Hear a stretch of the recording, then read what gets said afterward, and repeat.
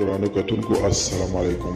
زه محمد سلمان همدرد د حق غږ پښتو چینل خبري لنډیز کې ستاسو قربا اوس تاسو پام را اړوم د مهمو خبرونو لنډیز ته. یو تازه راپور کې راغلی دی چې د دوحه کې بین الافغاني مذاکرات د 10 ورځو لپاره ځنډېدلي. د افغان مذاکره کوونکي یوه غړي ځین رسنۍ ته د خپل نوم نه ښودلو په شرط ویلي دي چې د بین الافغاني مذاکراتو دواړو لوري حکومت او طالبان په رخصتي تللي دي، خو رسما دواړو خواو په دې اړه تر دې دمه څه نه دي ویلي. د سوداګرۍ او پانګونې خونې مسؤلین وایي چې په روان مالي کال کې د صادراتو هغه هدف نه دي رسېدلي چې د سوداګرۍ وزارت لخوا ټاکل شوي وو. د خصوصي سکتور غړي وایي د مالي کال له پیل نه تر دې دمه د 900 میلیونو ډالرو په ارزښت صادرات ترسره کړي دي چې ډېره برخه یې وچه او تازه میوه تشکیلوي.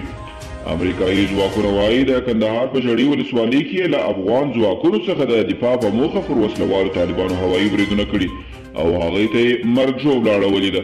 د امریکا سنا جرګې چې جمهوري پالو ګوند یې په اکثریت لري د ټکساس ایالت د هغې دعوې ملاتړ وکړ چې په 4 ایالتونو کې د ټاکنو پر پایلو د بیاکتنې غوښتنه شوې.